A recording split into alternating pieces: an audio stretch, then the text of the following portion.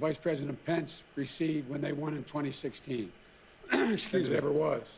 In doing so, or dispute the results weighed down the ticket has received in the history of America. And I'm convinced we can work together.